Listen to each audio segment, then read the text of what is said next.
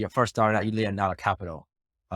We are not, we are a cash-based company. So when I started the company, you need to have a pretty good seller. When I started the company, I started with $10,000. I was selling at the back of a truck. Um, so it's just about taking a leap. When you're in that situation, I went about for 2 years without pay, so I had to reinvest back in the company. Um, I took a lot of risks during those years, but fortunately, I had this family support that was able to support me. So now, because of the risk, I'm able to, I'm happy where I'm at. We're able to grow, and we're a very safe company. You're listening to Honey and Hustle, a video podcast that inspires the dreamers, creators, and hustlers to make a business from their passions. I'm Angela Hollowell, and I'm a visual storyteller based in Durham, North Carolina. I sit down with creative entrepreneurs, nonprofit founders, and small business owners as they share their stories, the lessons they've learned throughout their careers, and how they've worked to make a positive impact. Hey everyone, my name is Angela Hollowell. I am your host of Honey and Hustle. And today I am here with Chi, the founder of Wood and Water Studio right here in Durham, North Carolina. He does incredible kitchen and bathroom remodeling, just taking your interior design to the next level, really creating a home that you will love. Because if you're anything like me, kitchens sell houses. So I love to cook, I love to be in the kitchen, and I love to work in a place that inspires me. So thank you so much, Chi, for joining me today. My pleasure. Yeah. So today I really wanted to dive into one, the fact that we have never had someone who is strictly a remodeler on the show. We've had some construction people on the show, had some real estate agents on the show, but nobody who specifically focuses on remodeling and upfitting in the way that you do. And quite frankly, that's really kind of surprising considering that is somewhat of an overcrowded space. But sometimes being in an overcrowded space can really be a strength for a business because you know that there's a demand, right? So why did you decide to create Wood and Water, specifically focusing on remodeling and not other types of construction? Um, so we are as a company, we're a community-based company. So what we do is, we design kitchens and baths. Along that process, there's a lot of uh, in our building industry, there's a shortage of houses. So, we one of the big focuses that we do is we focus on existing houses. We also do new construction too, but we do a lot of remodels. So, just because there's a shortage of houses, and where we're at right now, the baby boomers are kind of reached their age where they're in the retirement, and there's not enough houses to get back. So when those people move out, then the next generation that's moving in, we cater to those to their needs. That the people who use the space now is going to be a little bit different than you know than a baby boomer generation. So we decided to focus on that, to keep our resources. Um, it's just there's a need for it. And right now, especially with the economy, with interest rates going up, a lot of people are staying. So that's actually a really good thing that we diversify. We don't just do one or the other. We do remodel, we do new construction. That way, we're a little more diversified, not as vulnerable. Say like new construction has been down since the rise of interest rates, and we're still kind of insulated right now. Yeah, thank you for making that distinction. So when you first were like thinking about, okay, how can I meet the needs of the community and meet the needs of people who are, either buying older houses or staying in older houses? How did you kind of like find out more and do research on this local economy? Like, were you already in the real estate or construction industry? Yeah. So prior to starting a company about 5 years ago, I worked for another big cabinet dealer here. Um, went to school for interior design. Worked as architect. A couple of architects, and that's kind of how I found. That's how I kind of fell in. And I also during the time when I was in school, uh, I did a lot of farm woodworking. So I was like building cabinets. I had I had a pretty good background foundation though, design, and also hands on. So I try to get away from it, but at the end of the day, I always came back to it. It was other reasons. You know, reasons remaining from financial to, lifestyle. Um, those are, this seems to be basically one of my passion I just couldn't kind of get away from. And I didn't just discover this into, about 5 years ago. I'm going to figure out, I think I can do this on my own. Yeah.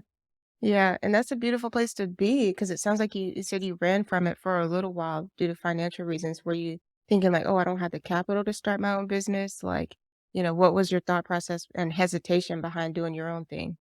Um, so I've always been kind of entrepreneurial, but the one thing that, when you're first starting out, you lay out a capital. We are not, we are a cash based company. So when I started the company, you need to have a pretty good sum. When I started the company, I started with $10,000. I was selling off the back of a truck. Um, so it's just about taking a leap. When you're in that situation, I went about for 2 years without pay, so I had to reinvest back in the company. Um, I took a lot of risks during those years, but fortunately, I had this family support that was able to support me. Um, so now, because of the risk, I'm able to, I'm happy where I'm at. We're able to grow, and we're a very safe company. We don't have a lot of debt. Uh, I take a lot of advice from uh, a lot of the previous entrepreneurs. I talk to them, and in my field, and they give me really good advice. I try to keep my overhead pretty low. Uh, we go lean and mean. Yeah, I like that. I like that phrase, lean and mean. And I think that, when it comes to debt, that can be like a controversial topic, especially debt in your business, right? Because some people are like, well, you can have debt that you can leverage to grow your business and just pay it off over time versus you where you're like, yeah, we're a cash-based business. So we eat what we kill. There is no like oh, I'm gonna have debt and just hope that I can pay it off one day. I need some kind of safety net there. Now that you've been from a place where you're like, I don't know, I have the capital to do this, to like took me 2 years to truly be able to pay myself, to now being in a place where you're comfortable. Like, what are some of the ways that you started to look at money differently once you had a company? Yeah. Um, I think right now, I've actually changed the way I look at it. I grew up in a very traditional way of thinking. No debt. You want to pay everything off. But now I'm actually looking at, or as we further expand now, as a business, we have to take a risk. And right now, we are actually looking for, we're looking to like, we're looking to buy a venue for our showroom. So right now we are Mm. actually in the process of looking for a space, and we got qualified. We have the numbers to be able to back it up. Um, so, I've kind of changed my mind on how to do it. I think it's a balance of the two. I need to be kind of safe because I also have a family I need to support, but, I also want the company to grow. And as this company grows, it's also not just the company growing, but I'm growing personally. There's definitely a lot of challenges. Yeah. Yeah, when you say you're growing personally and you talk about your family a lot, what has this journey been like with you and your wife and all that type of stuff? Where you're talking about like, hey, like I know this is going to be risky for me to start a business, but I really and I know I can't do it without your help and your love and your support. Like, how has that like either strengthened your relationship as you have like progressed in the business now? And because obviously you've grown, your business has grown and, neither one of you truly knew what this is gonna look like in 5 years, but now you have an idea looking back, like, what has that been like for you guys? Yeah. Fortunately, my family has been very supportive. Um, and she just always encouraged me in what I do. For me, I'm always, when I was thinking about going my own, when I got laid off from a company, I decided, part of the thing that drives me was, I decided I'm not going to be the one that get laid off. If it's anybody, it's going to be the opposite. Um, and she's been very, very supportive. But yeah, we never thought at this point we would be at this stage. Family support is very important. And as as I and I'm still learning. So as a design professional, what you have to do is, I think one of the traits of being a good designer is being able to grow. There's always a better way of doing something. So that's just basically design in general. And for me, you know, I can be a good designer, but I'm learning how to manage people.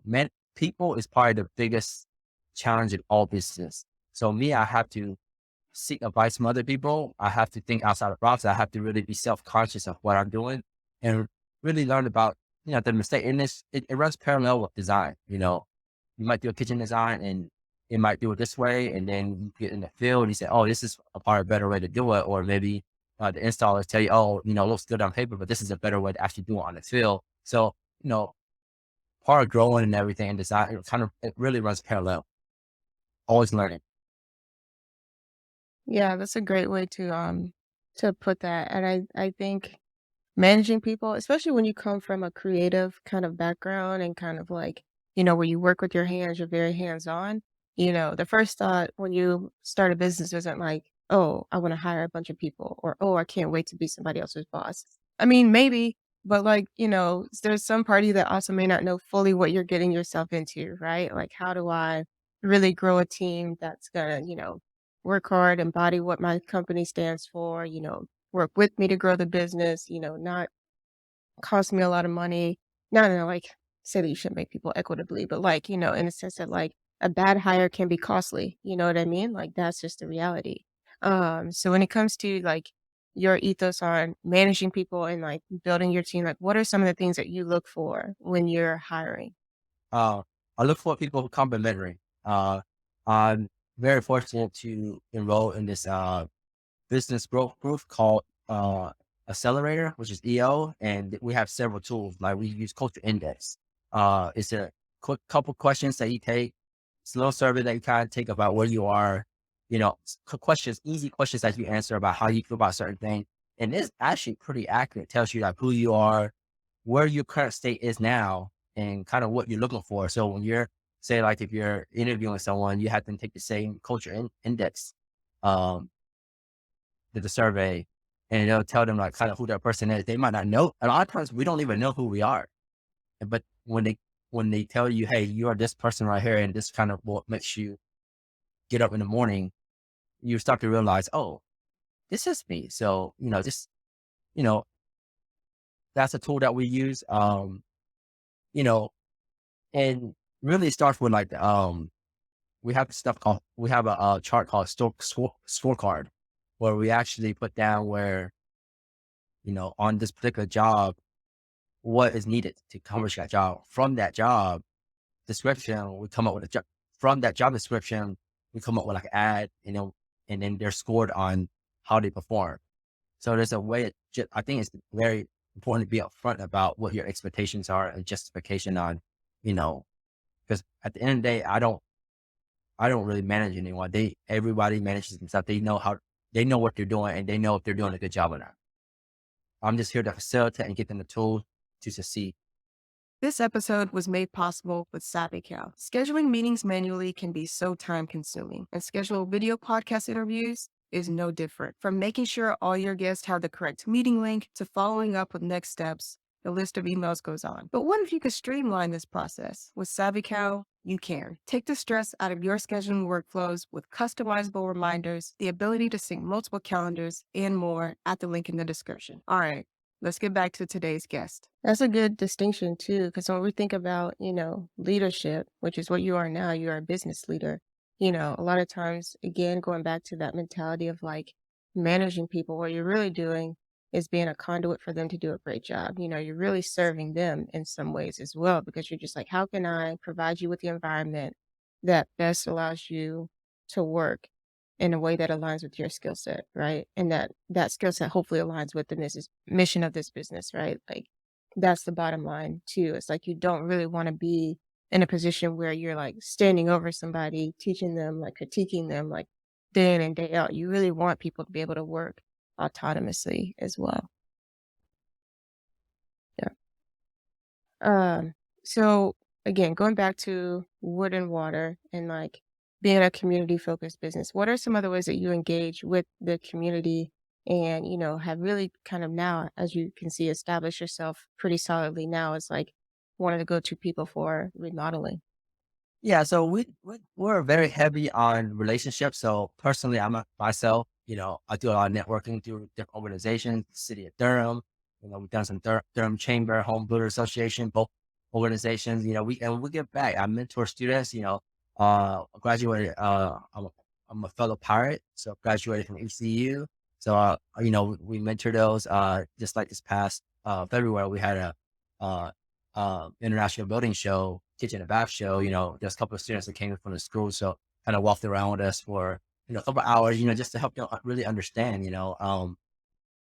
That's kind of what we do. We're a people community based company, and we value people because that's what it is.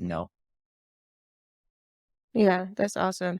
When it comes to mentorship and really like putting yourself in a position to answer questions and teach and be a resource for people, probably in the same way that other people have been for you, like you said. Like what are some of the things that helped you get into that mindset? Like were you ever a person who was like really big on teaching, or like how does that dichotomy work? Yeah, good question. One thing that really resides to me that someone said to me is, your network is your net worth. So I'm a big people. It's all about, we're people, and it's a lot about what they say is it's not what you know, is who you know. A lot, sometimes, I mean that's part of the thing. And then growing up in the interior design program, we had like a big and little program, and I still talk to my big. I guess she's not my big sister. She's in the field. She's also an entrepreneur, and then she had Mhm. another one. So I thought that was a great. I'm always it's just part of always learning and taking advice from people. You listen to people.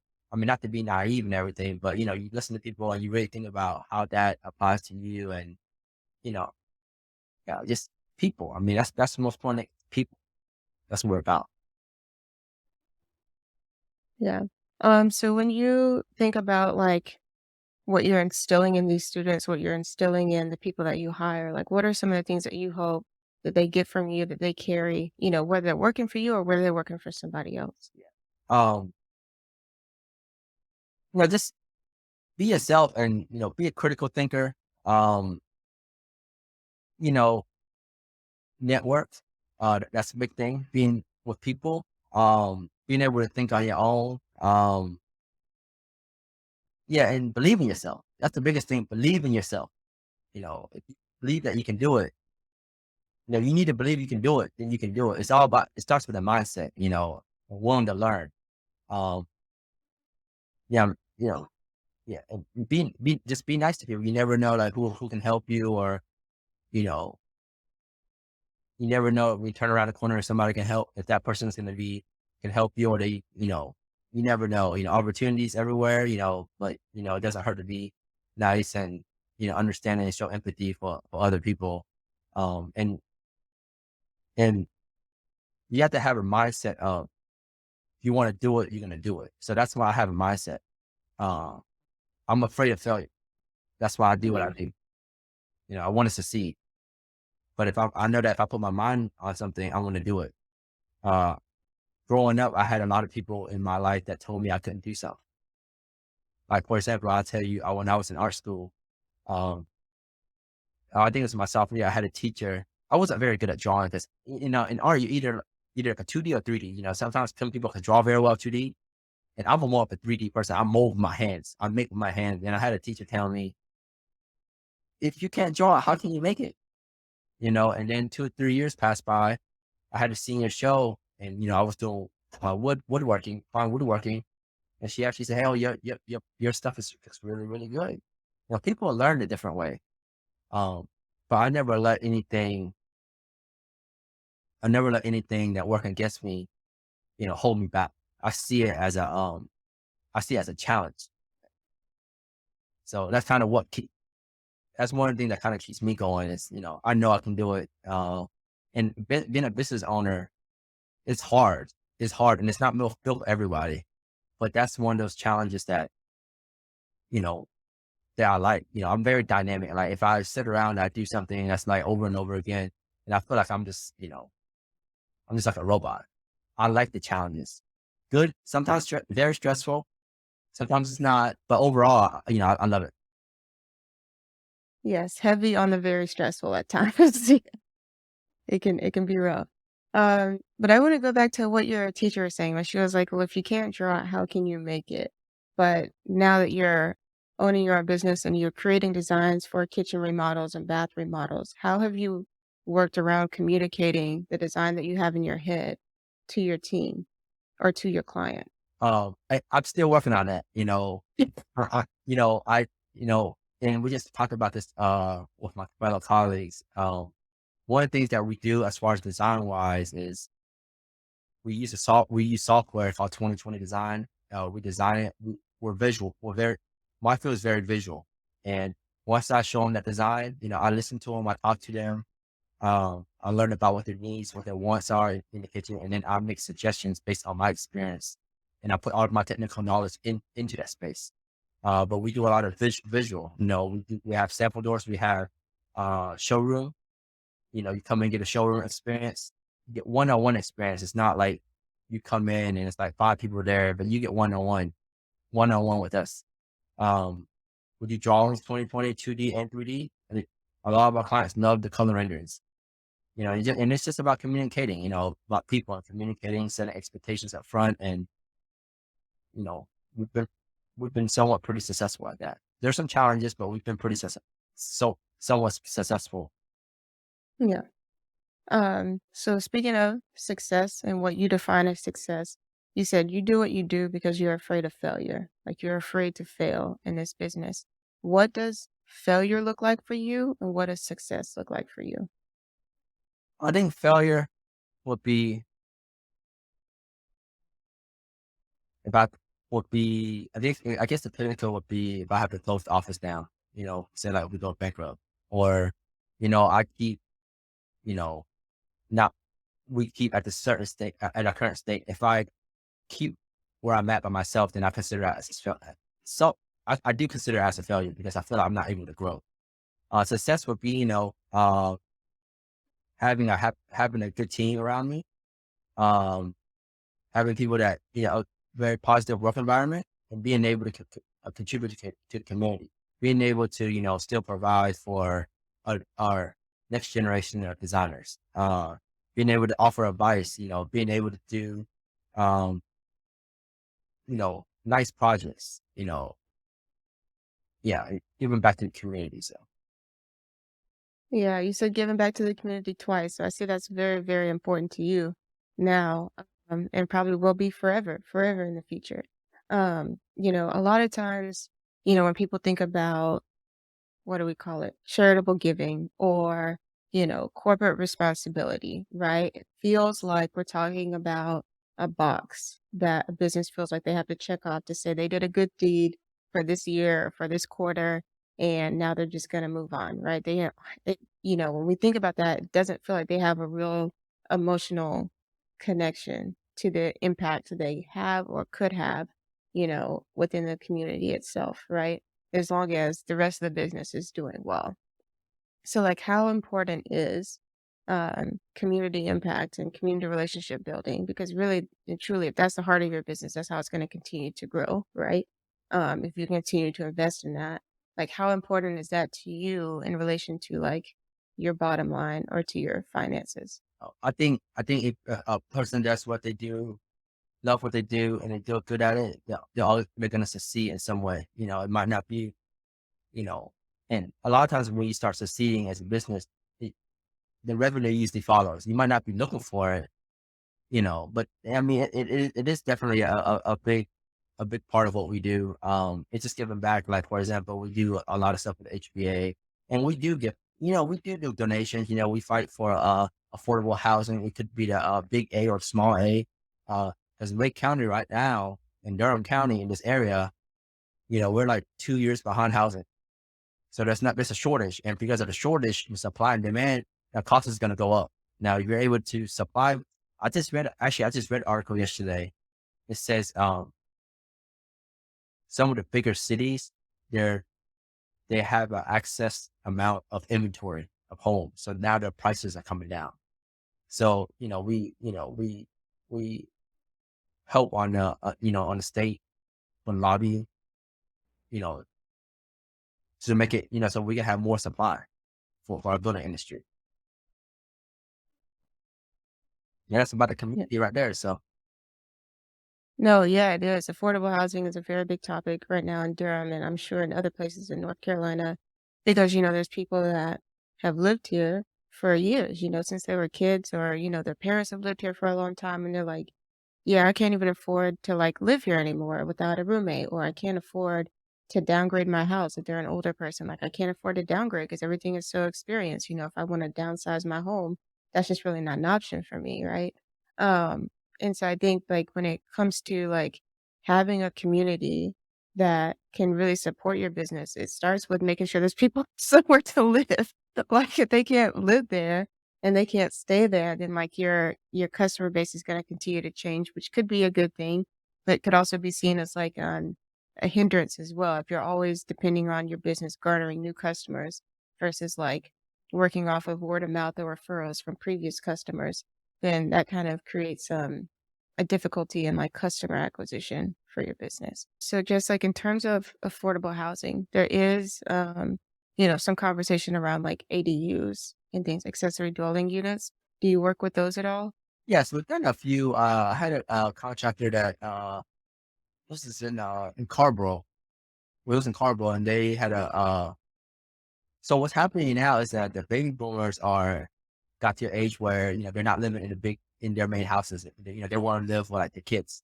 Like for me, intergenerational home. So like for me, my parents, we are actually generation because my parents live with me. Um, Oh, someone has to take care of them. They take care of you. But I had couple contractors in like the Raleigh and Carborough area where they converted a detached garage into an ADU unit. So it was a pretty interesting, small little kitchenette, bathroom, nothing too big, but but it works for them. Very nice. hmm, yeah. Yeah, I just thought I would ask because I think like, as we think about like restrictions on land, like even if we did have more houses, there's only so many places they can go. So not every new house that hits the market can be a single family home. Some of them are gonna have to be, you know, um, apartments, some of them are gonna have to be duplexes, some of them are gonna have to be townhomes. And townhomes are really, popular around the triangle. It's like when we think about variety and we thinking about using the most of the resources that we have now, accessory dwelling units is like one of the things that I think is going to become more popular as we continue to move forward here in terms of the housing landscape. Absolutely. Yep. Yeah. Yeah. Okay. Well, thank you so much for being here with me today. I appreciate all your insights on design and creating a business that is truly community oriented. And can't wait to see what's next for this showroom for Wood and Water Studio. Thank you. Thank you for your time.